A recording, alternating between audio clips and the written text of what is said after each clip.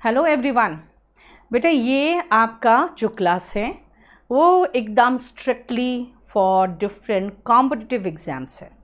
तो जितने भी बच्चे कॉम्पिटिशन्स के एग्ज़ाम्स दे रहे हैं, चाहे वो एसएससी हो, बैंक पीओ हो, एयरफोर्स हो, एनडीए हो, पीओ हो या फिर क्लर्क हो, है ना।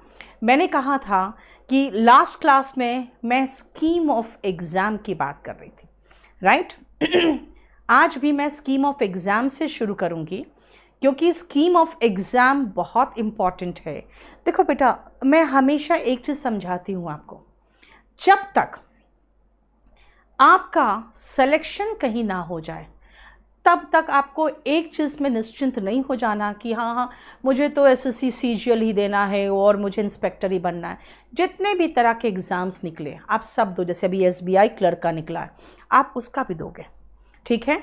तो मेरा सजेशन ये है कि आप हमेशा हर एग्ज़ाम की तैयारी करो और हर एग्ज़ाम की तैयारी करते करते आपका जो डेस्टिनेशन है, जो फाइनल है आपको देना, वो तो उसमें होगा ही, लेकिन स्कीम ऑफ एग्ज़ाम आपको हेल्प करेगा ये जानने में कि भाई जो मैं तैयारी कर रहा हूँ वो क्या सारे एग्ज़ाम को कवर कर रहा है कि मैं कोई एक पर्टिकुलर एग्ज़ाम की तैयारी कर रहा हूँ। बेटा आज हमारा केडी लाइव का 2nd एनिवर्सरी है और इसीलिए इसमें हम 55% डिस्काउंट आज आपका हल, जैसे रेगुलर बेसिस पे केडी 50 चलता है, लेकिन आज अगर आप कोड केडी लाइव यूज़ करोगे तो आप सीधा 55% डिस्काउंट हो जाएगा। और मेरा जो ये बैच है ये है इंग्लिश बैच नंबर 16, ठीक है। ये बैच आपका 3500 का है, जो आज केडी 55 लगाओगे तो ये शायद 3150 कुछ ऐसे पड़ेगा आज। तो आज आपकी फ़ीस और कम लगेगी, इसीलिए आज हो सके तो अगर आप इंटेंड कर रहे हो ख़रीदने का तो बेटा आज ही इस बैच को परचेज़ करना। देखो एसएससी टियर 1 एंड टियर 2 का मैंने उसी दिन डिस्कस किया था। कुछ लोग पूछ रहे हैं मैम ये बुक क्या है।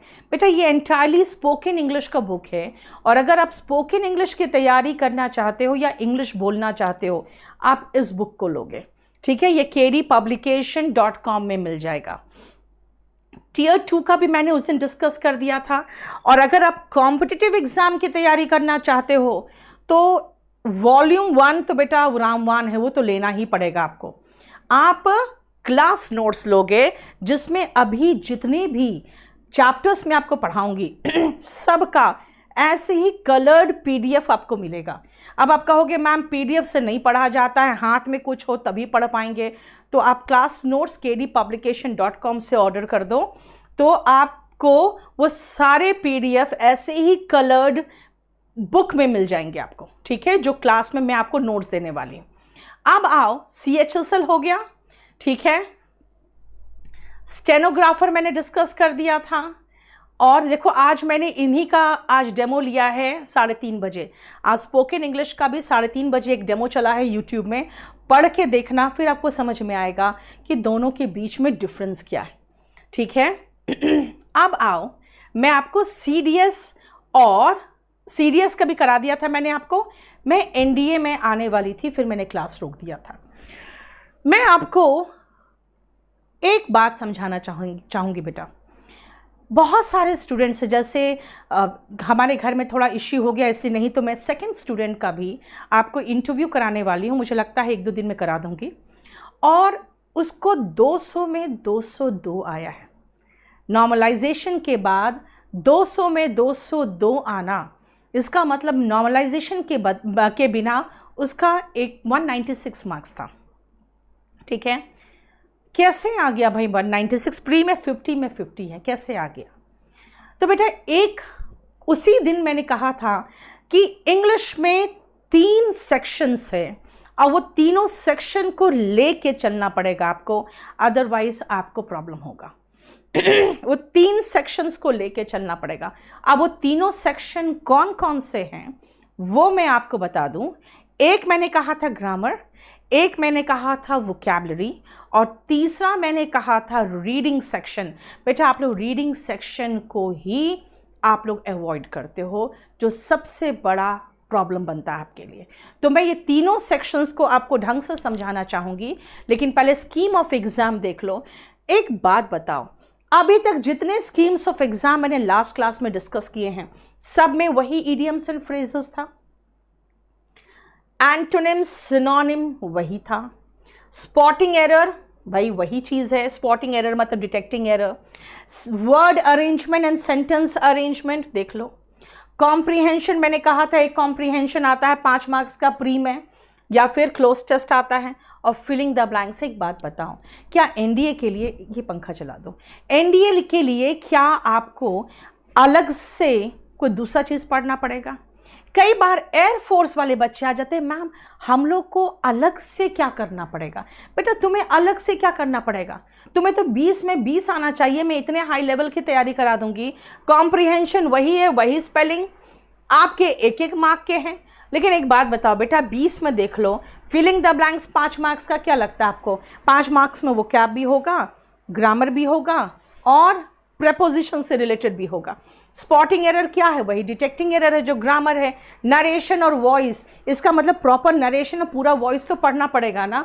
और ये देखो सब कुछ सेम है। हाँ, अगर आप कहोगे तो मैं आपको ये बता दूं कि बेटा आपका पीओ और क्लर्क में एक पंगा है। पीओ और क्लर्क में बेटा 3 दिन हमारा क्लास होगा और 3 days अ वीक चलता है क्लास, ठीक है। पीओ और क्लर्क में एक पंगा है, क्या सुनो ध्यान से, सेंटेंस अरेंजमेंट, क्लोज टेस्ट और रीडिंग कॉम्प्रिहेंशन। आप देखो 10, 5 और 5 यानी 20 क्वेश्चन उस पोर्शन से है जो मैंने कहा रीडिंग पोर्शन। इसका मतलब है कि ध्यान से देखो, एक तो इसमें 5 ऑप्शन होते हैं, एक होता है नन ऑफ दीज, वो सबसे घटिया ऑप्शन होता है, क्योंकि अगर आप खाली एक बार सरसरी तौर से पैसेज पढ़ के करना चाहो तो नन ऑफ दीज में फंस जाओगे, ठीक है। और इसमें डिटेक्टिंग एरर और फिलिंग द ब्लैंक्स जो एक्चुअली ग्रामर के पोर्शन है बेटा, वो सिर्फ 10 क्वेश्चन है। तभी यहाँ पर आके बच्चे कहते हैं मैम हम ग्रामर इतना डिटेल में क्यों पढ़ें? बेटा ग्रामर डिटेल में नहीं पढ़ना है, आपको पूरी इंग्लिश को ही पढ़ना है, आपको रीडिंग करना है, आपको जो भी सुनना पढ़ना लिखना है इंग्लिश में करना है। उसमें बहुत सारे बच्चे कहते हैं हम रीजनिंग तो हिंदी में हमें पूरा कराइए, तो टीचर बाइलिंगुअल हो जाते हैं।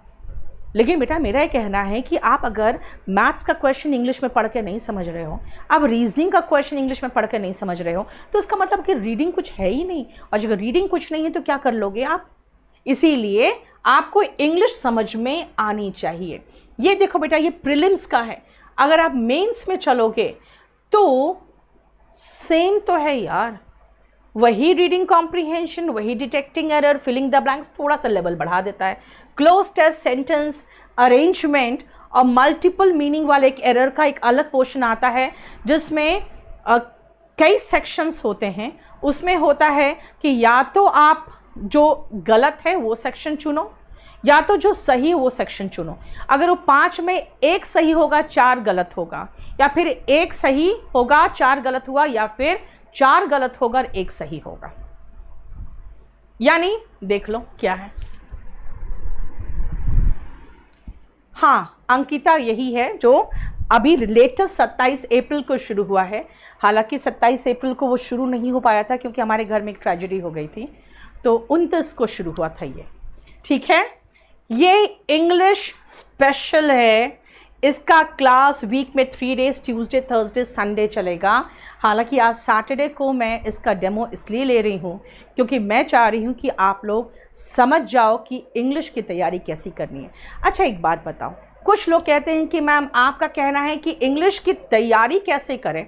आप देखो बेटा SBI क्लर्क का, मेंस का, यार मैं तो वही चीज़ बोल बोल के तो मेरा मुंह ही दर्द कर गया। Comprehension, error, filling the blanks, cloze test, arrangement, multiple meaning वाले, और मिसलेनियस में कुछ भी उठा के दे देता है यार। मिसलेनियस में तो कई बार ऐसा होता है कि मैं उसके इन डायरेक्शन को पढ़ती हूँ कि अच्छा ये कैसा है। अच्छा सुनो, कई बच्चे कहते हैं कि मैम इसका सिलेबस का ड्यूरेशन क्या है। बेटा कई टीचर्स आपको 3 months का ड्यूरेशन का कोर्स दे रहे हैं, 3 महीने, ठीक है। और वो आपको 999 या 1199 यानी कि 1000 या 1200 फ़ी चार्ज कर रहे हैं। मेरा जो कोर्स चलेगा वो 6 से 7 महीना मिनिमम चलेगा। अच्छा, वो लोग क्या करते हैं, वो लोग पहले आपको कहेंगे कि ठीक है ये कोर्स ले लो, फिर कहेंगे अच्छा 499 का एक आपका वोकैब का भी है, फिर कहेंगे 999 का एक प्रैक्टिस बैच भी है, ठीक है फाइन। फिर कहेंगे भाई टेस्ट सीरीज़ भी एक है, वो भी बैच ले लो, एक टेस्ट सीरीज़ का भी बैच है। तो पूरा मिला के वो आपको ऑलमोस्ट 4000 से ऊपर ले लेते हैं। आप मेरी बात सुनो, ग्रामर मैं इतना करा दूंगी कि इसके ऊपर ग्रामर कुछ नहीं है। अभी एक सीतामढ़ी से एक स्टूडेंट ने मैसेज किया कि मैम मैं इंग्लिश पढ़ाता हूँ और अच्छा लेवल पढ़ाना चाहता हूँ, आपका कौन सा बैच लूँ। जरा देखो ईमानदारी उसकी, स्टूडेंट बन के भी वो एडमिशन ले सकता था, लेकिन उसने मुझसे कह दिया कि मैं टीचिंग करता हूँ, आपका कौन सा बैच लूँ। मैंने उसको यही बैच सजेस्ट किया, क्योंकि इसके ऊपर ग्रामर कुछ है ही नहीं जो मैं आपको पढ़ा दूँगी। सारा नोट्स आपको पीडीएफ के फॉर्म में मिल जाएगा। और कहोगे मैम पीडीएफ से मुझे नहीं पढ़ा जाता है मोबाइल में, तो आपको मैं कहूँगी क्लास नोट्स जाके kdpublication.com से ख़रीद लो, सेम चीज़ है। इसका जो डाउट्स है, अगर आपको डाउट हो तो केडी लाइव डाउट ग्रुप एक हमारा बना हुआ है फेसबुक में, आप उसको ज्वाइन कर लो। उसमें अप्रूवल मैं देती हूँ, सिर्फ दिन में 2 या 3 बार अप्रूवल सिर्फ मैं देती हूँ, क्योंकि मुझे पता है कौन अननेसेसरी स्पैमिंग कर रहा है या कौन क्वेश्चन जेन्युइन पूछ रहा है। बस उसके बाद जैसे क्वेश्चन डालती हूँ 8-10 बच्चे अपने आप आके उसका डाउट क्लियर कर देते हैं, और लगता है नहीं है तो फिर मैं करती हूँ, ठीक है। डाउट के लिए निश्चिंत रहो, क्लास में आप यहाँ पर भी डाउट पूछ सकते हो। सामने ही मेरा चैट के लिए वो बिल्कुल टीवी लगा हुआ है, आपके सारे चैट्स आते रहते हैं, वो डाउट हाथों हाथ में वहीं क्लियर करूँगी। वोकैबलरी बेटा आपका वोकैबलरी जो होगा 20 शीट्स है, हर में 45 वर्ड्स हैं, तो 45 × 2900 वर्ड्स वहीं पर है, प्लस उसमें सिनोनिम एंटोनिम डिस्कस हुआ है 3000 वर्ड तो यहीं पर है। Confusing verb, confusing noun, confusing adjective, confusing adverb, ये चारों का भी पोर्शन मिला ले तो 2000 और वोकैब हो जाएगा, यानी करीबन 5000 वोकैब तो क्लास में हो जाएगा। इसके अलावा और वॉल्यूम 1 में पढ़ते रहिए। प्रैक्टिस बैच आपको कहीं से लेने की ज़रूरत नहीं है, जितना लेटेस्ट टेस्ट पेपर्स है वो जैसे 2019 का पूरा 18 CGL का सेट आपका डाल दिया गया है आपके ऐप में। जितने भी बच्चे एडमिशन लिए सारे बैचेस में डल गया। CHSL का 5 सेट डिस्कस कराने के बाद मुझे कोविड हो गया तो मैं ले नहीं पाई, वो 5 सेट डाल दिया है। अब आगे का जो CHSL का सेट हम डिस्कस करेंगे वो उसके बाद ऐड होता जाएगा। प्रैक्टिस कहीं पर भी आपको लेने की ज़रूरत नहीं है। बैच टेस्ट सीरीज़ बेटा 60 टेस्ट सीरीज़ आपका बैच के साथ मिलेगा, जिसमें CGL का, प्री प्लस मेंस, CHSL का, उसके बाद PO का, इनका सेट्स आपको PO का करीबन 10 सेट मिलेगा, वो सब आपका उसमें एडेड रहेगा। इसीलिए ये 1 कोर्स है जिसमें आपको अलग से अलग अलग लेने की ज़रूरत नहीं है, ठीक है। क्लियर, समझ में आ गया? तो इसीलिए बिल्कुल नहीं कहना कि आप, अच्छा दूसरी बात है इसका 3499 अगर आज एडमिशन लोगे तो आज आपको 55% का डिस्काउंट यानी 3150 कुछ पड़ जाएगा, ठीक है। चलो अब सुनो ध्यान से। इंग्लिश मैंने कहा शुरुआत कहाँ से करोगे, और शुरुआत अगर करोगे आप तो कैसे शुरुआत करोगे कि आप 195 स्कोर कर लेते हो। बेटा जितने स्टूडेंट्स पढ़ के जा चुके हैं, एक बात बताऊं आपको, जनरली आप उनको आपको सलाह देते हुए दिख जाएंगे, और वो सलाह क्या देंगे, वो ये सलाह देंगे कि आप खुद भी तैयारी कर सकते हो। मैं कहती हूँ खुद भी तैयारी कर लो। अब मैं आती हूँ कि हम तैयारी कराएंगे तो आपको क्या बेनिफिट है।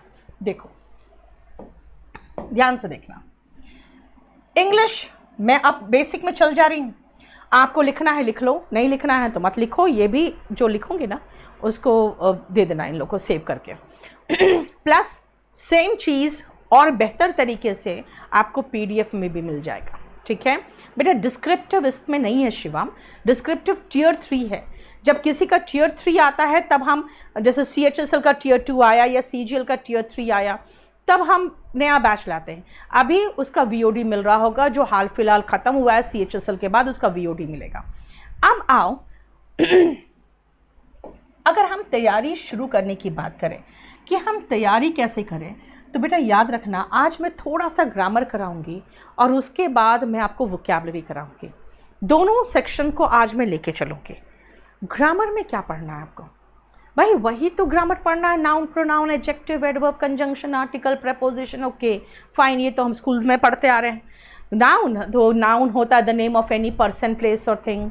अच्छा, ना उनका types, common noun, proper noun, है ना, abstract noun, material noun, collective noun. अच्छा, उसके एग्जाम्पल्स तो अरे यार ये स्कूल में पढ़े हो बेटा, ये रेन एंड मार्टिन वगैरह जो होते हैं ना, उन सब बुक्स में दिया हुआ है, अब पढ़ते रहो ज़िंदगी भर। आप इंग्लिश, आपको ऑब्जेक्टिव इंग्लिश पढ़ना है। ऑब्जेक्टिव इंग्लिश जो एग्जामिनेशन पॉइंट ऑफ व्यू से है वो पढ़ना है, ठीक है। ऑब्जेक्टिव इंग्लिश आपको क्लास में जो आप पढ़ोगे वो एंटायरली डिफरेंट है जो आप स्कूल में इंग्लिश पढ़ रहे हो, क्योंकि आपका ऑब्जेक्टिव डिफरेंट है। आप खुद देखना, 3.5 के क्लास में मेरा पढ़ाने का तरीका बिल्कुल डिफरेंट था, इसमें बिल्कुल डिफरेंट होगा। रिमेंबर, जब हम पार्ट्स ऑफ स्पीच की बात करते हैं तो बेटा पार्ट्स ऑफ स्पीच में सबसे पहले मैं बैच तो शुरू करूंगी वर्ब से, ठीक है, क्योंकि वो सबसे ज़्यादा चैप्टर्स को कवर करता है। लेकिन अगर मैं पार्ट्स ऑफ स्पीच की बात करूं तो बेटा याद रखना, आप जब नाउन की बात करते हो ना, तो सबसे पहले नाउन का डेफिनेशन जो बुक्स में लिखा हुआ है, पहले मुझे वो बताओ कि वो क्या लिखा हुआ है। बेटा वॉल्यूम 1 और क्लास नोट्स दोनों लेना पड़ेगा आपको। वॉल्यूम 1 में वोकैब वगैरह सब कुछ है, क्लास नोट्स में नहीं है। क्लास नोट्स में सिर्फ और सिर्फ ग्रामर है। वोकैबुलरी, नीतू सिंह वोकैबुलरी अलग आने वाला है। पहले मुझे बताओ, आप नाउन के बारे में मुझे कुछ बताओ, नाउन क्या है जल्दी, क्योंकि मैं चाह रही हूं कि आप जो स्कूल में पढ़े हो और जो मुझसे पढ़ोगे वो कैसे डिफरेंट है। जल्दी बताओ। संदीप आपको बता चुके बेटा, 3499 फ़ी है। आज आपको कुछ ज़्यादा डिस्काउंट मिल जाएगा क्योंकि आज एनिवर्सरी है। हाँ जल्दी बताओ। नाउन का डेफिनेशन, बेटा नाउन का डेफिनेशन होता है the name of any person, place, thing. लगा दिया है मैंक ने, बिल्कुल सही। सुनो ध्यान से बेटा, noun is the name of any person, place और थिंग। लेकिन आप खुद सोचो, आपने कहा the name of any person, यानी अगर मैं नीतू सिंह बोलूं तब नाउन है क्या? अगर मैं नहीं जानती हूं कि टीचर, जैसे मान लो आप स्टूडेंट हो, आप मेरा नाम नहीं जानते हो, तो आप मुझे टीचर बोल दोगे, आप मुझे मैडम बोल दोगे। अगर आप नहीं जानते हो आप मुझे पर्सन बोल दोगे, एक वुमेन बोल दोगे। ये सब नाउन है यार। जिस नाम से किसी को बुला लोगे वो नाम है। यस, वेरी गुड, जो मेरे स्टूडेंट्स से बहुत सही लिख रहे हैं भाई। Noun is nothing but naming word.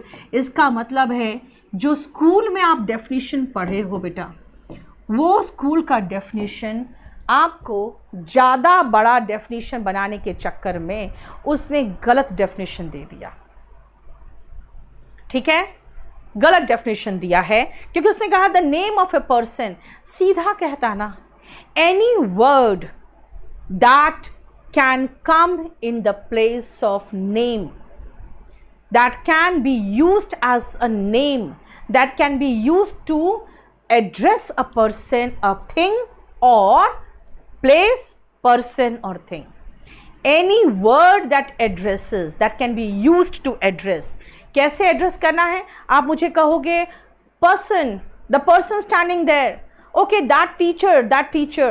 अच्छा, नाम जानते हो नीतू सिंह, नहीं तो कहोगे वुमेन, दैट वुमेन। इसका मतलब आपने जिस शब्द से भी किसी को संबोधित किया बेटा वो तो नाउन है ना। तो any word that addresses, that can be used to address a person, a place और थिंग, वो नाउन है। अब आओ, अगर मैं नाउन की बात करूं तो मैं ये कहूँ राम इज माई ब्रदर। अब मैं इसमें आपको समझाना चाहती हूँ, जरा ध्यान दो। I am fond of sweets, I need a little sugar. ध्यान से सुनना बेटा। Dancing is good for health.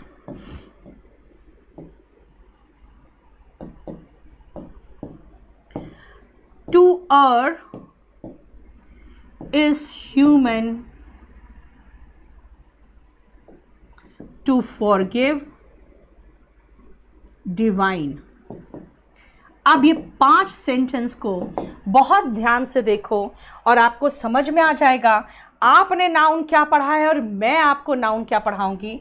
और एक चीज़ और है, ईमानदारी से आप बताना कि क्या आपने नाउन को ऐसे कभी पढ़ा है। ठीक है, मैं आपको समझा दूं। Yes, any word that is use to identify with Siddhant, very good Siddhant, very good. वही मैंने कहा ना, या the name of any person. अरे भैया, नेम ऑफ एनी पर्सन नहीं है, द वर्ड, कोई भी शब्द। अब जैसे मैंने किसी चीज का नाम एक्स रख दिया तो बेटा एक्स भी नाम हो गया। अगर मान लो मेरे सामने ये 3 सोफा जो पड़े, मैंने कहा एक्स वाई एंड जेड, तो ये तीनों क्या है? X Y and Z. ये तीनों नाउन हो गया फिर तो, क्योंकि मैंने नाम दे दिया।